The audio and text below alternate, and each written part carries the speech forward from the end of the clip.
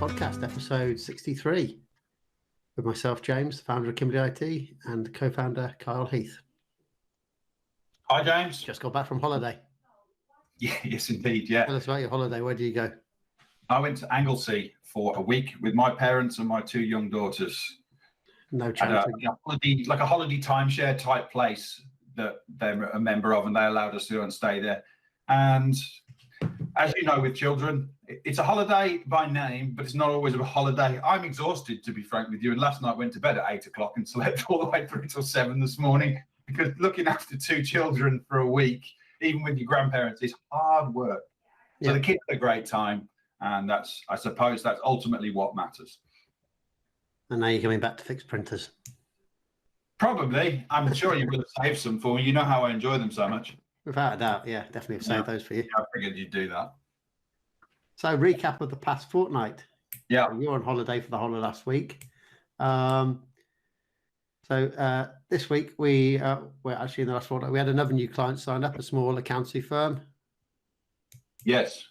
Multinational. Based in Malta. Guernsey and Malta.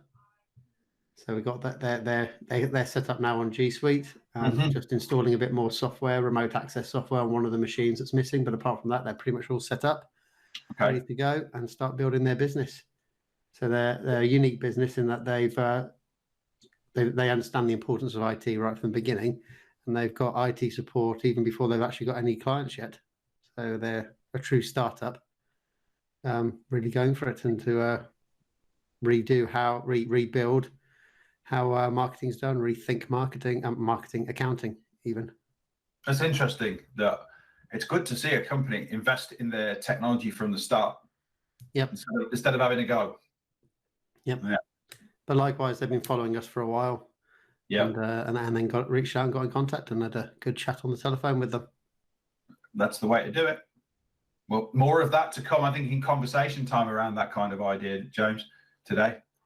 The big thing is Google Next 2020 has started over its 9-week period. And last week was the G Suite week. Right, yeah. And because of your dedication to and passion of G Suite, you decided to go on holiday instead. That's right. Because you don't know the announcements. I'm watching YouTube, so, I just watched it on YouTube. So I guess you can work out what's in the news. We might as well move to that section, what that's going to be about. Yeah. Mainly. Going to be about G Suite.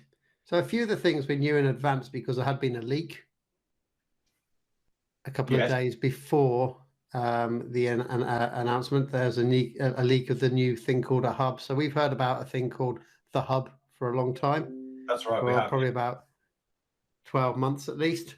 And it was a new, essentially a new way of doing things. And what it turns out to be, it's Gmail, but having everything integrated into Gmail. So it's all in one app rather than having to jump out from other different apps. Yeah, yeah. So they used to do something similar to that in the past. I'm actually comparing it to Google Plus. If anyone ever went on Google Plus, actually, I'll come along to that in a bit. I'll come to the Google Plus bit in a bit. Let's talk about the a dead product. We don't want to go into it straight away, but it's just the way the concept was, and I predicted this quite a few years ago. But essentially, with Gmail, it now has. Well, we know it's got your chat integrated into it, but it's also having a project management section stuck in there. Yep. So you can manage projects while you're working on them with your teams, and all your communications are in one place. So currently at the moment, you kind of jump around a bit. So you've got Gmail, and then you go out to documents, spreadsheets, and slides, and go out to them. And they've all got their own individual chats, which aren't integrated into the main Google chat. So that's all been brought into under the one Google Chat program. So no matter where you are, you can get the communications that you need access to. So the whole point of the new Gmail is to have instant communication with your team. So yeah, for example, what struck me was they're looking to get rid of, clearly, using email for internal conversation. You should be using a chat room. Yep. So that's hopefully going to drop off, and with external people, because you can invite them in too. So that's going to kill off chatting over email. And also, they look like they're trying to say to people, stop thinking about files being separate to, like, go to this drive for your file. They're saying files are integral to the conversation about the project that you're working on with the people you're working in. And they're bringing it all together. Like if you were sat around a table, you would be sharing a slide on the television, passing maybe some paper around, old school style. You'd be having a conversation and someone might be taking notes. And it's that whole thing is just been put into an electronic version. And that's a real leap forward from how it used to be separated. Yeah, so for the best examples on mobile at the moment, you have a Gmail app, you have a chat app, you have a Meet app, a video call app, you have your Google Drive app. So they're all separate apps you have to bounce in between. And essentially what they're doing is eliminating those additional apps and bringing them all inside Gmail. So you just have the one Gmail app, which has your chat in there, your chat rooms in there, has your files and your tasks already in there under a project plane. And that is kind of interesting because this is where I want to mention the Google Plus, because Google Plus used to have all the stuff integrated into one. Yeah. And then they separated it out into lots of different apps, which is what they did with G Suite as well. So this is kind of going back to how it was before when it was a bit better, where everything was in one app, one place to go to get to everything, no jumping about the place. And likewise, they're doing that on the desktop with the Gmail version of desktop, as you said, bringing all the chat in, the files in, the tasks in that are all related to certain projects or whatever you want to do in there. So you can get that data and communicate quicker. Yeah, I was reading comments on YouTube and a lot of people said this is like Google Plus. Yeah, well, I've got actually on the show notes, as you can see, I've got an image of Google Plus on there. This is when Google Plus first came out. And in that image, you'll see there's a sidebar down the left-hand side. Yes. With all the sections. Yeah. And I remember talking to Finton, our friend Finton over at Damson Cloud, going, it can't be long until they add Gmail down that column down the left-hand side. So you just go to Google Plus and you have Gmail, Drive, all that stuff down that menu on the left-hand side, and you click on it and then it just opens in the main page. Yeah. Rather than having to go out to different services and different websites to access that stuff.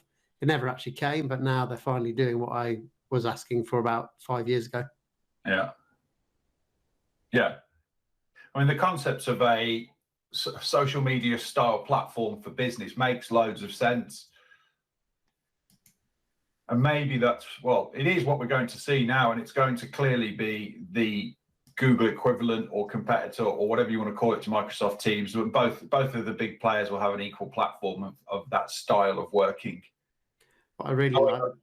Oh, carry on. Go. I was going to say to you, I've had a look at Microsoft Teams over the last week or so, just to get some background information, see what Microsoft's product looks like, and it's very complicated, and it's complicated to me, and that's, you know, and I'm no Mensa genius. However, I've been in IT for long enough to know my way around a few things, and it's complicated for people. And Google have done a better job of making it more simplistic, because that's the hardest thing to adoption. It's got to make it easy for people, or they won't ever change. Like as you know, I'm part of the Thames Valley meetup group of other IT companies, and they got, because we can't meet in real life at the moment, they're moving it to Teams. But even these guys who are IT pros, professionals, they're struggling to be able to get me into the room. See, they don't want me to be in the room, but I believe that they're struggling. They should be noted. They're Microsoft specialists as well, not just old IT hands. The product has got loads to it, the Microsoft one, but it's extremely complicated, and clearly that shows. Google are trying to make it simpler. I had a very odd situation where I was trying to sign up to Teams with my normal Kimberley email address.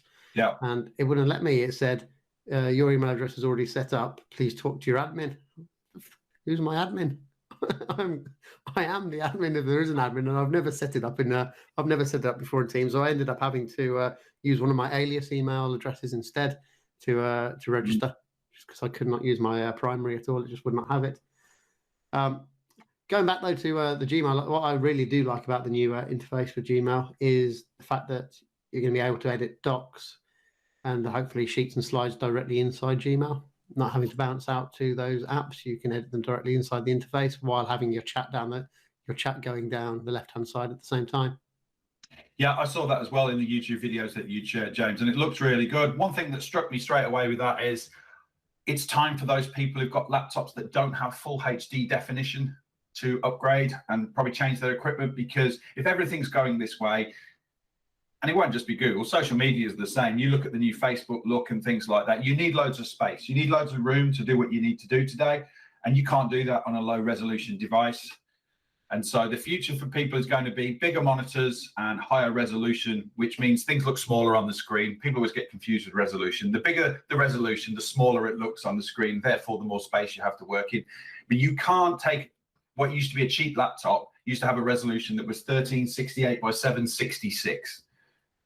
There's not enough room. There is not enough room to use these things on that anymore. So that's going to be a change that's going to come as well for everybody, because you do want to work in one space. It makes loads of sense. There'll be loads of time saved by not chopping around and jumping about between applications. You don't notice these things because it happens at a sort of subconscious level, but when you start to save 1% time all the time with little tips and tricks and things like that, you'd be surprised before you get an hour or two back in your day. I mean, that's what we bang on about with our customers all the time, is saving them 10 seconds here, a minute here, but it all adds up. And I can see that happening, James, that those who don't run a big screen are going to find they're going to have to soon to see everything. Yeah, that's correct. And it'll all be based, as we said, it's all based around email, because that's where everyone sits the whole day. Everyone has their email open the whole day, so it makes sense bringing it all into Gmail. What will be interesting with that, though, James, is to see is it all based around email because that's where everybody sits now? However, when they start to use these tools, I reckon they'll start to drop off using their email more and more. Oh yeah, but you'll still be in Gmail. Even though you're not using your email, you're still there. So you're never going to disappear from Gmail. You just might not use the email part so much. And of course, Google will be analyzing that so they can start bringing more attention to chat over Gmail and things like that. I wonder if that will change at some point, its name. You're right, you'll open Gmail now, but will that become the hub at some point? Will that become I think it'll always remain Gmail because the brand on that is just so powerful.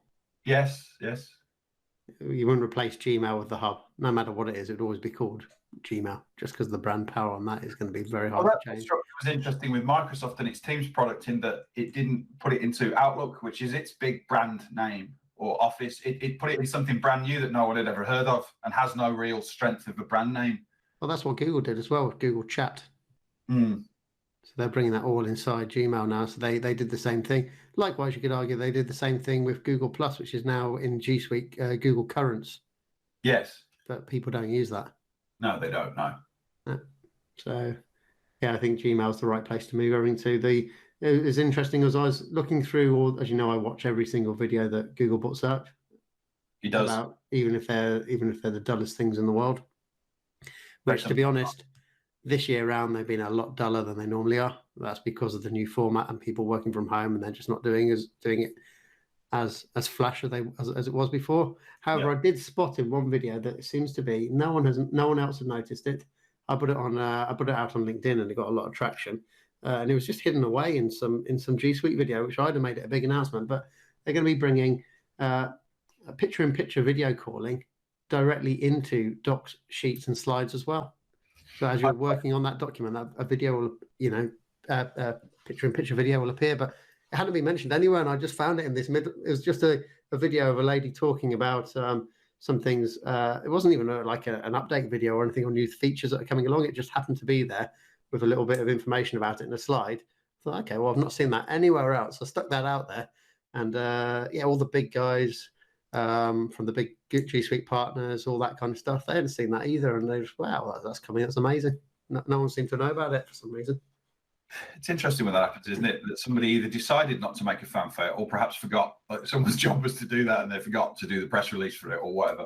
But I spotted it as well when you give me that link. And it looks cool. Little TV screen size window in it so that you can have your document on the screen, your chat on the screen, and have your video call at the same time. Very nice. Yeah, that's also coming to Gmail as well. So you can do your video call from inside Gmail without having to, because at the moment it pops out into its own window. It's essentially like a Chromeless Google Meet window at the moment, but then it's going to be inside Gmail. You can drag it around, have it where you want it in the on your screen and stuff like that. So again, it's all about building communications, which is more important than ever now with people not being in the same room and stuff like that. So making it as easy as possible. Yeah, and there's no mention in these videos from anybody about phone calls. Calls are video calls. There might be audio video call, or it may be video call, but it's a video call. It isn't a phone call. There isn't a phone number involved. And it strikes me that the longer we have to go on working remotely for pandemic reasons, or the more that people choose to because it suits their business better, the greater this is, and the more we can get rid of the desktop and the old school phone numbers and those things. We don't need it. Businesses don't need this stuff anymore. It's really hard for them to get that on board, though, because they're all super, super scared that if they don't have a phone number out there. But this shows from the big players that it's irrelevant. They're not thinking like that anymore. They're not asking Xavier what his phone number is to call him. You just click the button on him and say, all right, boss, how you doing? That's it. Yeah. Well, as we know, we haven't had a phone number for years and years and years. Took you a bit of time to get around that when you first came along, and you insisted I put a phone number back on the website, so I did. Directed it to you, and all it was all right, man can change his position. Back off. I know, but that's good. I'm showing the proof that that we did the yes, we did the test and we proved it. That a phone number is not needed. I'm certain we could get rid of all our telephone numbers, and we wouldn't need them at all. Yeah, I agree with you. We certainly could, and there's no doubt that's the direction it's going. I'd like to see more small companies take the plunge a bit. I know some of our clients have. They took the plunge and gone on Google Voice during the pandemic because they couldn't pick up their phone system and take it home, because as ever, these phone systems were too old-fashioned to do that. And they needed to get numbers generated quickly for users who necessarily didn't have a direct line number and stuff like that. Yeah, and it's definitely worked for those. They're still the main number that people have, but it's worked for employees. They've now got Google Voice numbers, and it doesn't matter. Yeah, I don't think they'll go back. Well, actually, looking at the stats for Google Voice, I was expecting people to be using phones a lot more than they are, but they're not really. Their bills are pretty small, and they're not using them that much for phone calling. A lot of them, when you ask them, is because we use video calls and instant messaging. Yeah, I bet it's I bet they have a couple of clients. Our clients who've got that. I've got a couple of clients who go, no, I have to take a phone call. Really old school people that perhaps near retirement and stuff.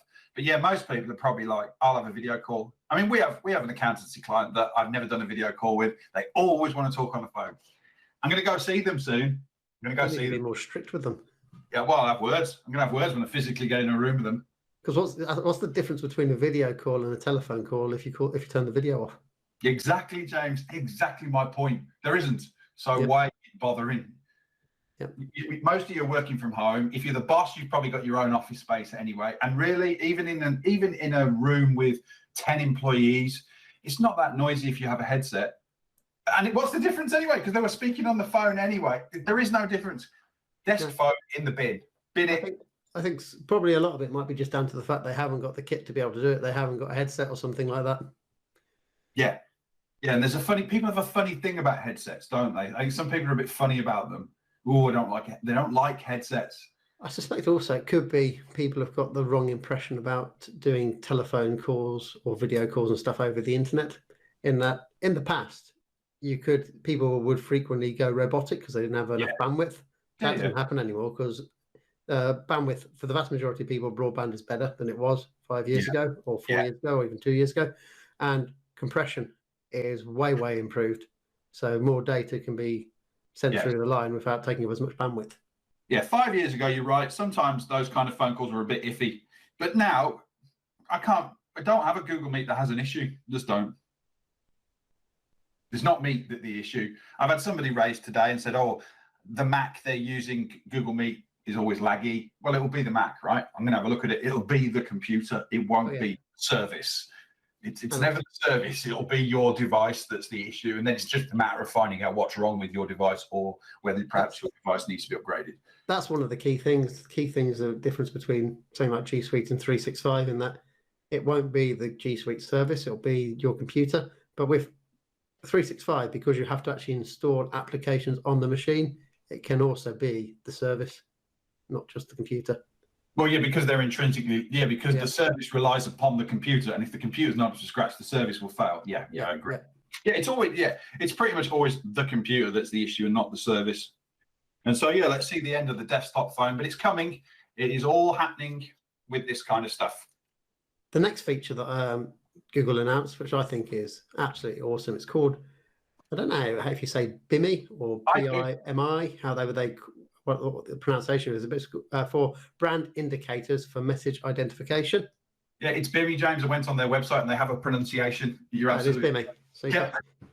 So basically what BIMI is, it's essentially it's a security protocol for emails, but how they've done it is clever in that it's a reward for doing your email correct.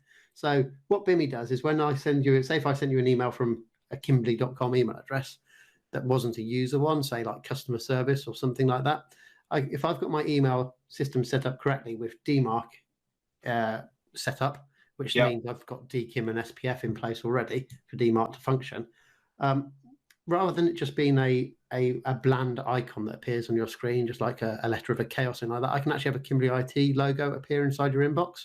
Yeah. The icon of the user.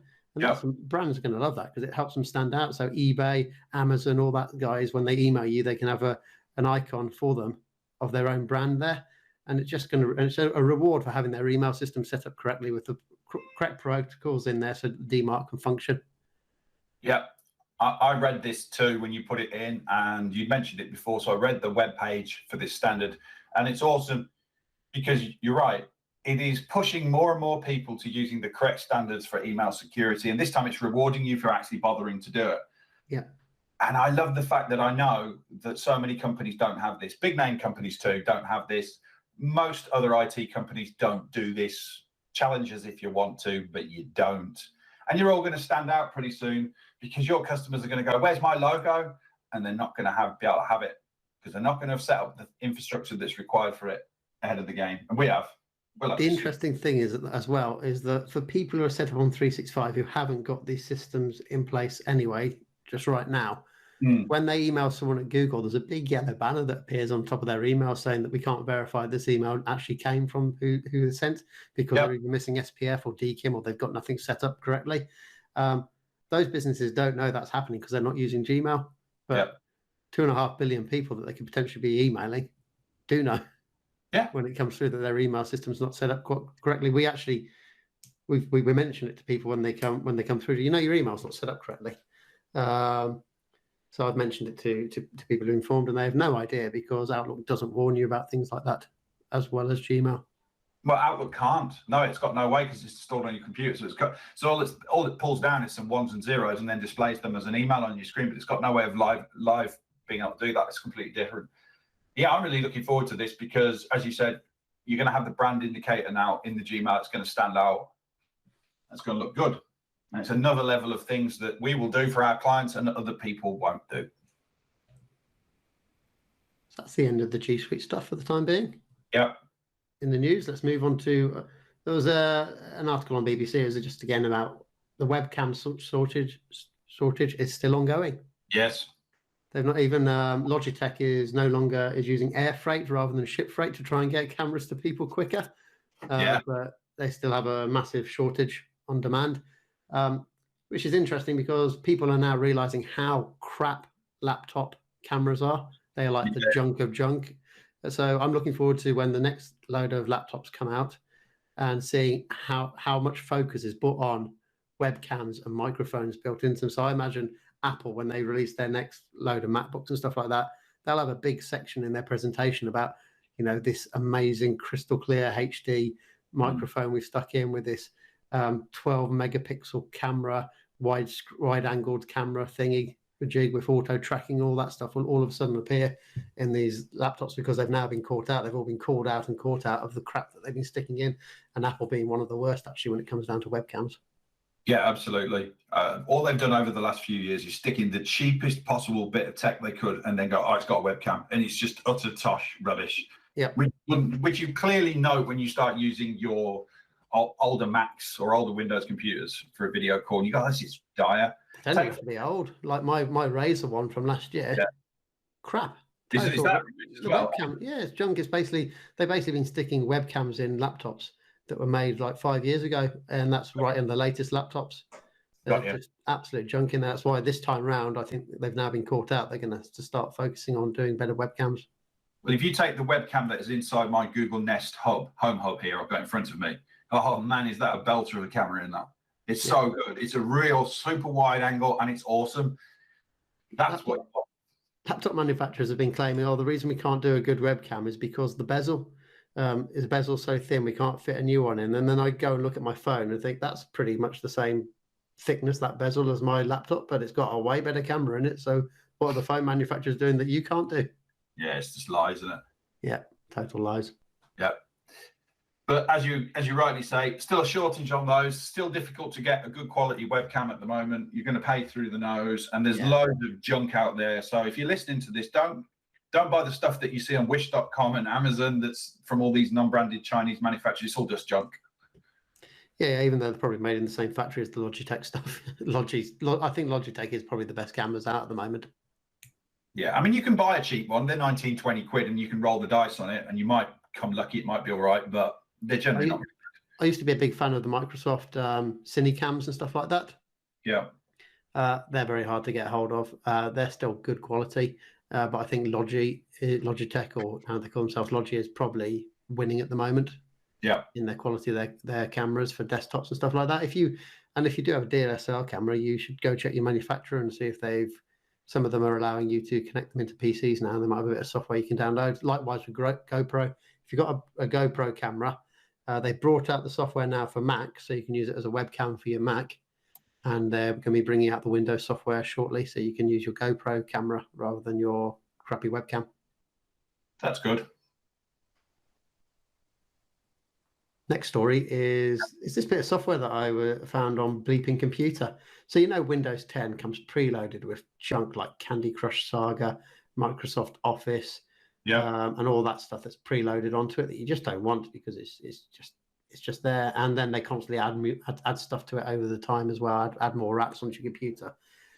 So this bit of software on Bleeping Computer called Blokebox. It's available on GitHub, Blokebox, and you can download it there. It's a very simple standalone bit of software. You don't need to install it. It's just the exe that you open, and it will list all the apps that Microsoft has preloaded onto there, and it will allow you to remove them. And you might think, okay, that's great, but why don't I just do that through the app removal section in the settings? Well, this will allow you to remove apps that you can't actually remove through the Windows 10 built-in uninstallers. So if you go Windows 10 settings and apps, you'll find there's a lot of Windows 10 apps there, like Microsoft Live and stuff like that you can't actually remove. But this app will allow you to remove those ones that Microsoft doesn't want you to remove. Yeah, I saw that and had a go on that myself. It's pretty good. So I think we'll probably run that on any new machine that we set up. We'll put Blokebox on there and just get rid of this junk that we don't want on there. Yeah, there's a few that you don't seem to be able to get rid of. I've noted it doesn't seem to give you the option to get rid of the offers on Microsoft Office that are in there. You can uninstall Office. Yes. Yeah. Yeah, you have to go to programs to remove that one, but it's got rid of most of the stuff up there that you don't want. And particularly, I've noted a lot of people get stuck with things like Forza Horizon demo, taking up all the hard drive space on their machines and stuff, because they didn't even realize some game demo was taking most of the hard drive up. Yeah. The problem with this is the biggest problem with Windows 10 is that even if you remove something, maybe 6 months later you'll find another game that's been installed without you giving any permission, and it's just been replaced. Well, Microsoft OneDrive, impossible to remove permanently. OneDrive just reappears constantly. Yeah, it does. Every update. Every update, you uninstall it, and then the next time it updates, OneDrive's reappeared. Yeah. Won't let you get rid of it. Can we antitrust, please, on that one? Then final news item is yours. Yeah, final piece, which is Garmin, the manufacturer of multiple fitness devices and the provider of the GPS location for tools like Strava. If you're a runner or a cyclist, lots of people use Strava. They got hit by a cyber attack last week, and they didn't really say much about what it was. The website, everything was down. Pretty much everything was broken. And they've been a bit coy about what's happened. One thing what Garmin also provides is I think it's a GPS system for light aeroplanes. Yes, that's right. Yeah, for pilots to navigate with, and which that's been stopped that from working as well. Yeah, and it stopped flights. It's down flights because they can't fly because it's not safe, because you can't verify the integrity of that system. Well, they've released news today to say that what they've done is they have the decryption key. Now, if you've got the decryption key to a ransomware attack, that means somebody has contacted the people who did it and they've handed it over. Or you got lucky and it was ransomware that had either had a fault in it, which way it wasn't fully encrypted, or it was one that a decryption key was already in the public domain because it wasn't people doing a good job. Because their attack was under something called this Wasted Locker, which is part of the Evil Corp, which is Russian hackers. And it wasn't that. They've paid a third party, it would appear. That's what insiders are saying. They've paid a third party because they're not allowed in the US to pay directly to Russia. That's a federal offense. They're technically not allowed to pay a third party either that pay the Russians either. So that's going to be brought into it. But what this highlighted to me was Garmin did not have the systems in place to rebuild their system. They basically sat around the board and gone, we need to pay the money because that's going to be cheaper than trying to rebuild this stuff. And if you've got the decryption key, I've taken part in one of these. Actually, it's very easy to get your data back. You run the decryption key against the system in question, and within a small period of time, everything's back to normal. I mean, it really is. The hackers do make it very easy for you. If you pay, they'll have your data back. That was when you weren't part of Kimberly IT, because we don't get ransomware attacks.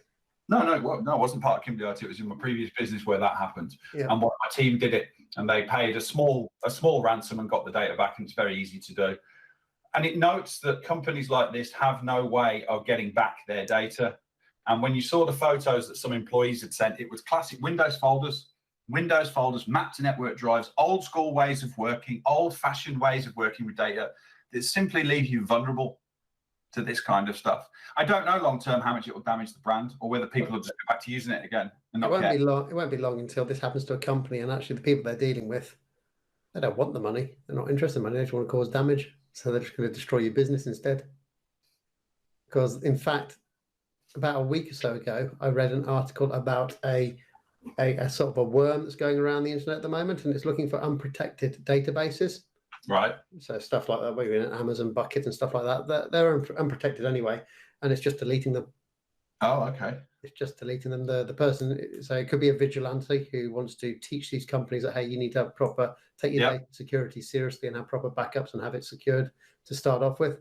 But it's just going around and it's just deleting unprotected databases wherever it can find them on the internet. Doesn't want no ransom, nothing like that. It just deletes them. And it won't be long until you get someone like that who comes along who's not motivated and has no interest in getting a ransomware or any money from you. They just want to cause havoc, or like I said, be a vigilante that wants to teach you a lesson, and they're just going to go in and just going to delete your stuff and or just encrypt it and never give you any access back to it ever again. Yeah, you're right. There's no doubt that will happen, and it's amazing, really, that it hasn't happened any sooner. Yeah, that someone's not actually done that. But this goes to show with Garmin that they're a big corporation. They're not going to be short of resources or money, and they have fell foul to it. So if you're a business in the UK and you are running old school ways of IT, mapped network drives, Windows 7 computers, installed software, Office, old SQL servers for databases, for applications you haven't updated for years, you are massively at risk of this kind of thing. And you're going to have to pay. I think it's about 10 million Garmin have paid. I guess the other option could be that for Garmin, 10 million is cheaper and quicker than rebuilding or recovering from backups and stuff like that.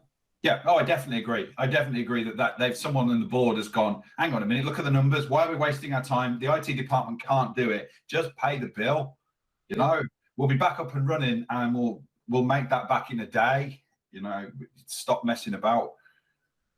But they were vulnerable, and interestingly vulnerable, James. Not only did it take out, say, the back end, you know, the employees in accounts and stuff, it took all the website down too. Yeah. And the other thing is, you know, you don't want a company that's vulnerable, that's doing stuff like light aircraft navigation systems and stuff like that. Too right.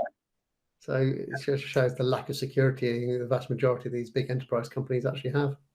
Yeah. They're clearly not auditing their systems, because if they had, they would have picked up that they've got a weakness. Yeah, we could go on to a whole conversation time about what the root cause is behind that, and some of it touches in a minute. So I'm going to stop on that before I do go into it. Do you want to go on to conversation time then? As we've the last news item. So you've picked the topic this week, so I'll let you lead off. Yeah, my thought was, what are going to be the long-term effects of COVID-19 on the UK businesses, small businesses in particular? What's the long-term effect? Because we're coming out of lockdown. However, the news is reporting peaks and incidents with Spain. So my feeling is that we're going to continue in this limbo state for some time now. So what are the effects of it ultimately? And Google has gone and started this off the other day by saying that they're going to stick to its work at home policy until July 2021 at the earliest. Facebook are doing it, Microsoft are doing it, Amazon are probably doing it. Lots of the big players are all sort of saying, don't bother coming back to the office. Let's just carry on as we are. What the big players do is what the smaller players copy. Yeah, well, they lead the way, and that means that it's going to happen to all the other businesses soon. So what's the effect of this? I think it's very positive. Very, very positive, especially for businesses like ours, in that a lot of these small businesses are now realizing the importance of IT, which they never thought about before. Because now, without good IT, they can't actually communicate. They can't communicate with their team. They can't communicate with their customers. They can't market. They can't do anything to talk. They can't run their business, basically. Previously, before, when you're all in one location and you could go out and visit people and do stuff like that, it covered it hid some of the problems you've got in your IT because you had a workaround, you had a different way of doing things. It's a great example would be video calling. No one ever focused on video calling because most people didn't like it, and therefore they'd use any reason not to have to do a video call. And let's go out for a coffee somewhere at the coffee shop or somewhere like that. Let's go to the local Starbucks, or let me come round to your office and we'll have a chat and do all this kind of stuff. And because of that, they never realized how bad their video call systems were. So there's no focus in that. But now they're having to realize, video calling is really important, and our system isn't great.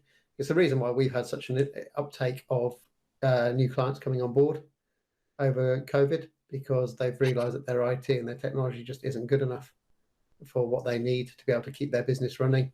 The companies that are sitting around doing nothing at the moment, still hoping that it will end and they can return back to normal, they're daydreaming. It will never happen. You'll never get back to normal. Even if this virus disappeared overnight, you won't get back to normal because so many people have now got used to, 5 months? We've been in this sort of semi-lockdown for? Yeah. Working from home. So it's not the fact that what a business owner wants to do, it's now what the employees want to do. No employee wants to spend 2 hours a day traveling backwards and forwards when they know that actually I can work from home and I can be more productive. Microsoft did a study, as you'll see in the show notes, and the headline was that their workers are working harder and longer when they're at home than when they came into the office. On average, they're doing an extra 4 hours a week of work. Yeah. And a lot of that will be down to commuting, not having to commute, but it'll also be down to the fact that they can work when they want to work. Because it goes on to say that, for example, what did people always do in the offices for a long time? They used to always have meetings and have long meetings. And that wasn't because the meeting was productive. It was just it meant to they got out of doing anything else. And they could sit around in a meeting, have a chat, all that kind of stuff. They're very unproductive.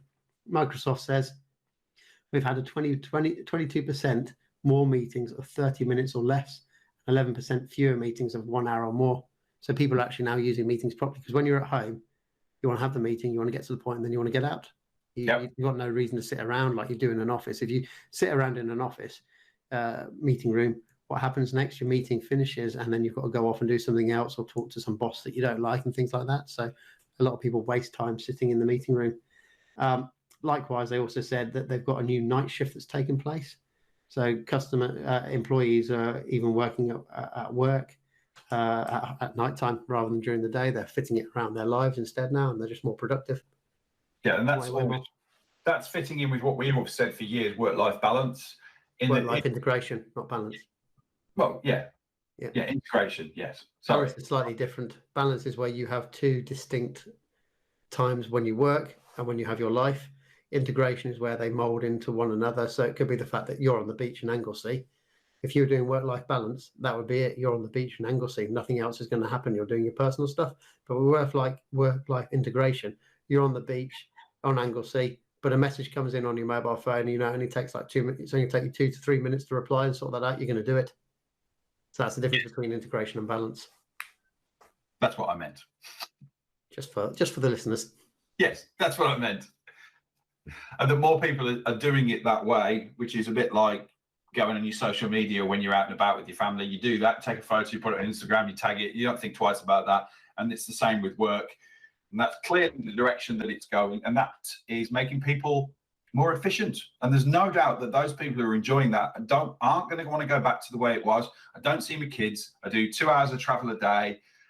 People aren't also going out for lunch. I've had moans with people on Twitter about this, going that it's killing the vibe of the office. And I'm like, come on, you work with people who are under 25. The social aspect of office working I used to do in the 90s, it's called drinking. It's called drinking at lunchtime. It's called drinking after work. That's what it is. Don't tell me it's team building or rubbish. It's boozing and having a good time. And most people over the age of 25 start to drop off on that. Over 30, they definitely don't want to do it anymore. They want to go home. Yeah. So why not start from home and quit having to do it in the first place? Well, it's going to be one of the employee perks. You're going to have businesses that are old, or you've got to come into the office. And then you're going to have people that are specifically, I'm only going to work for a business that allows me to work from home when I want to. Yep. I've no doubt about it. And we've said it before, I expect to see the ability to hire people improve as you open your scope to the entire country for an employee, not someone who's within 30 miles of your office. Yeah. And far better talent pool. Yeah, you'll see people leaving London because why am I paying so much money to live in this city centre that's just not to my benefit? I'm not talking about the people here who live in Chelsea, who are the multimillionaires with swimming pool people. I'm not talking about them. I'm talking about young people who are 22, 23 who go and work in London and have basically no life because they can't afford to have a life because it's all spent on having to stay in London. No need. They could have stayed in Devon where it was nice by the sea and have a different view of life. And that's going to increase too. I'm sure of it. And it's going to see the resurgence of seaside resorts as those places that grow up with young people who don't need to leave. Well, as far as I'm aware, out of all our clients, only one of them has returned to the office. All the others haven't, and they're and some of them are even looking at getting rid of their offices. But as far as I'm aware, only one has returned to the office. That's the one I'm going to go see, isn't it? Up in the north. That one's returned to its office. That's two then. Okay, all right. Okay. Two have returned to their office then, which I kind of don't see the point in, to be honest, because they were working so successfully from home where their stuff is. It's almost like people are returning to an office because they have an office and they need to do something with it. There's an element of that with one of our clients who had literally signed an office right before the pandemic and their lease line had been installed and everything, and then the pandemic dropped. So they probably got a feeling of like, I want to use my office. Well, we've got one client who I always have good chats with, and the MD, she has an office, got a lease for about 5 years on it, but is now considering removing her company from the business, the office, and turning the office into a co-working space for anyone to come in and work, get it COVID secure, and have it as a co-working office instead for the remaining 4 years of the lease, and then not renewing and having all her company work from home. With the option of going into the co-working space if you want to, but also allowing other people, because that's one of my predictions going forward, is that co-working spaces are going to become super, super popular. I know who that one is. I know who that is. And of course, I'm not mentioning it, James. I think that's a brilliant idea, because I would try that out as that company, because the person who runs that company is smart. I would try that out. And if that started to make profit, you know what? I'd be tempted to set up a limited company to do that and say, this is the first of my co-working office. And that's a whole new business you've got there. That's another business you've got. Because the reason these will take off is because we know that people don't want to be in their home all the time. Some people want to get out and about, or they might not just be able to, because maybe they have a day where their kids are in their home and they decide, okay, I can't work in here, I need to get out. So rather than wasting thousands of pounds per month on an office, what a business can do instead is close the office down, and then they can pay for memberships to WeWork and other co-working areas that their employees can just drop in whenever they want to, and use the meeting rooms, use the office spaces there. 100%, James. I went to WeWork before I went away to see a friend of mine, Lee, who I used to work with for years, and he's in WeWork in Birmingham. So I went to see him, and we had some free beers at WeWork, because they do free beer in there at the end of the day. And it was great to see Lee again. And it was a lovely place, you know. It's really nice, that WeWork office. I mean, I know they're the leaders in this stuff, but it was beautifully done out. And absolutely, why not have a subscription to the WeWork, and once every 2 weeks, go into Birmingham and work in the WeWork office. And I would probably once a month, I'd then see Lee for some beers after work as well. So you get that. When people say, oh, you missed the social aspect. Well, actually, you could have the social aspect by all of you meeting up at the shared workplace for a social once a month or something of that nature. So you can still have it if you want it. Because I've been speaking about a WeWork membership, and the first thing you mentioned to me when you got back from WeWork was, James, are you still thinking about getting that WeWork membership for us to pop in whenever we want to? Free beer, isn't it? Yeah. It's not just beer as well. It's not free when I'm paying for a membership. It's hidden in there somewhere. It was when I went, but no, I was impressed by how it looked, James. It was way smarter than I thought. I thought it might be a bit more, you know, a kind of boring office space that people have it was just lovely. It was like a hotel foyer lounge. It was lovely. To be honest, the commercial parts of that WeWork, I've been to the same one, are good and nice. But the actual office parts, that if you want to rent an office there, they're boring and dull. Yes, I went upstairs to see what Lee had got. And although he'd swiped himself something nice with a window and a view, because he's the only one there, it was pretty dull. But the downstairs where you come in is really nice. And I just sit down there mostly, I think. Yeah, for sure. So what negatives do you see? So the question was, what were the long-term effects of COVID-19 on UK small businesses? Well, the negative is more on an economic scale would be, it's going to change how city centres operate, and providers of things that were bought at lunchtime, for example. So your sandwich shops, your takeaway, those kind of players are massively impacted. People like Pret a Manger have been hit hugely, and I don't think they'll ever recover in the way that they did. They'll have to change up what they do. They can't carry on because there won't be people going out for sandwiches. Yep. So that's a definite negative, in that there won't be those employers for those employees anymore. I wonder whether this country can rebuild itself based off a consumer industry, which it's been for 20, 30 years, in that we purchase things, and that's what our economy is built on.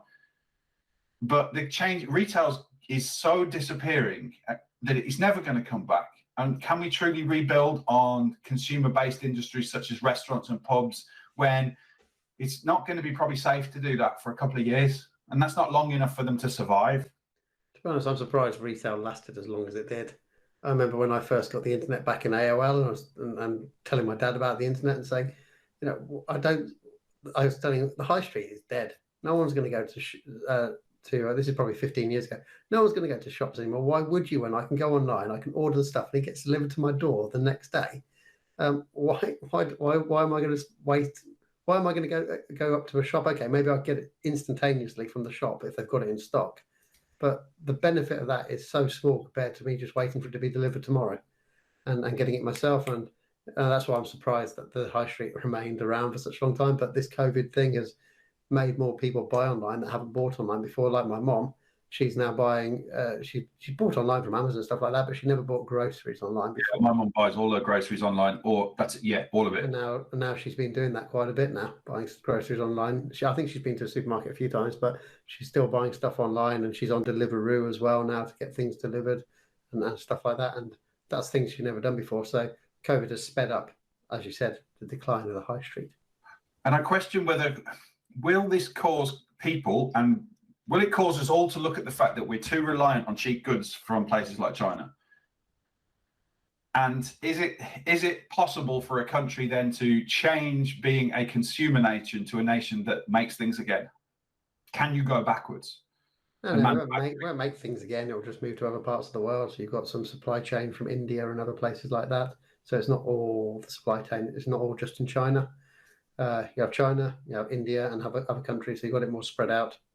I imagine you'll get people like Apple, who may have a factory in China. They may start opening one in India as well. So they've got themselves covered.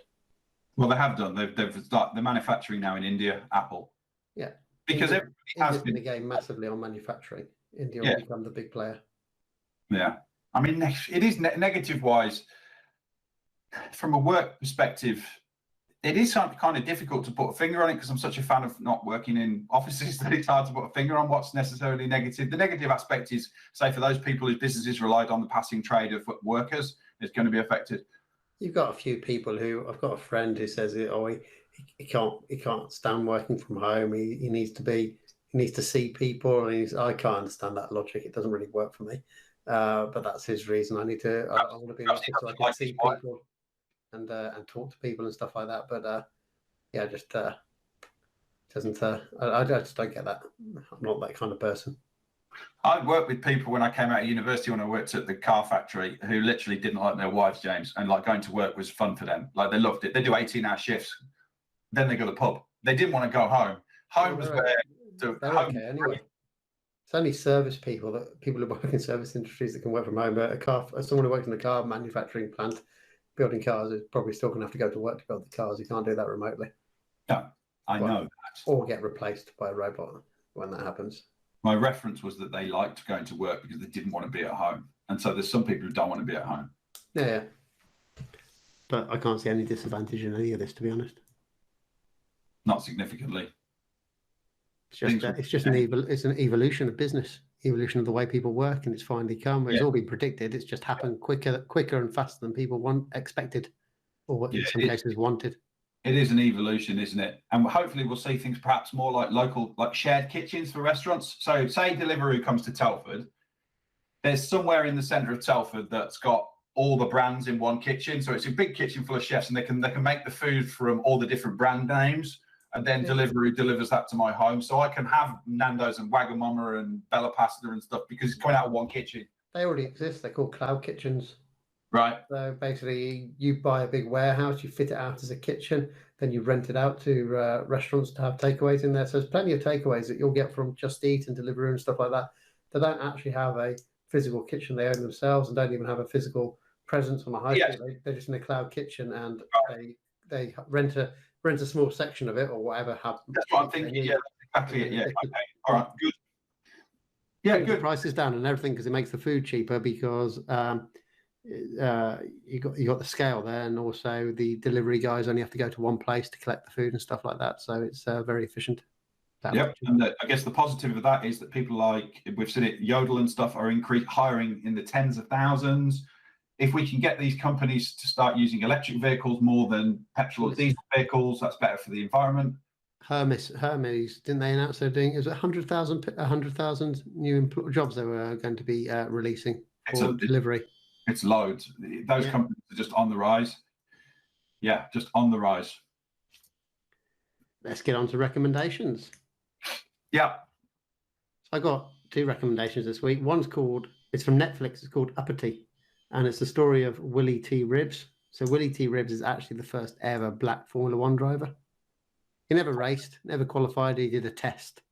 He was actually a very talented race driver. He was the first black race driver to ever complete the Indy 500. Okay. And he was very, very successful in Trans Am racing over in America. But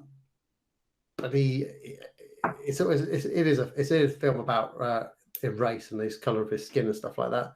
But it's a very interesting story, and how essentially because he was black, he was turned down on opportunities.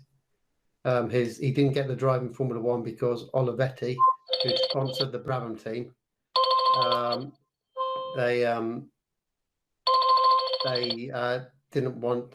wanted an Italian driving. That was their excuse. So he didn't get the F1 drive, even though he was more talented than the Italian drivers that they were going to stick in. And likewise with Indy 500, the first time he entered it, the team he was with, the main race engineer, I think, was KKK, and he essentially built him a car that was going to kill him. So he had to pull out of that. He actually pulled out of that. But he finally, I think it's 1991, he completed the Indy 500, which was his lifetime goal. Okay. It's a good film, actually. Good film.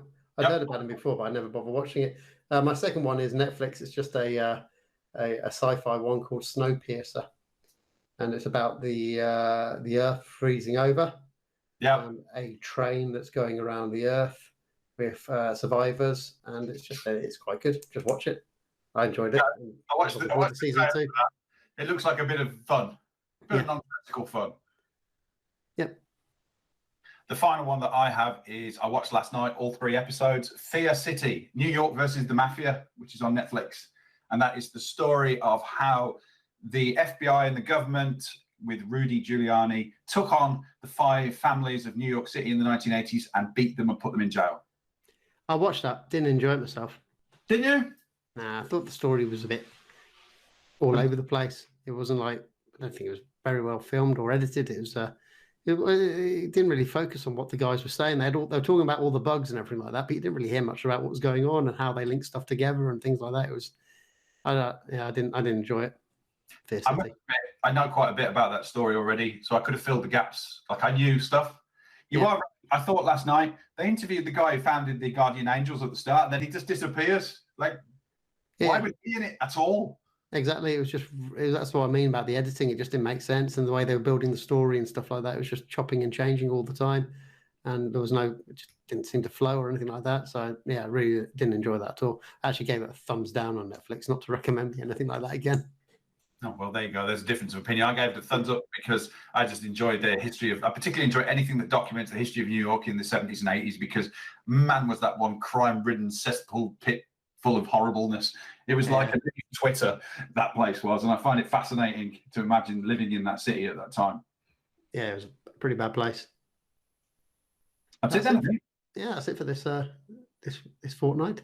Yep. So we'll speak to everyone again in a fortnight's time. Thanks for listening, and do share and like the video and the podcast itself.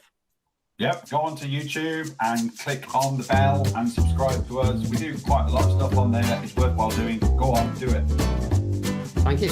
We'll see you in 2 weeks' time.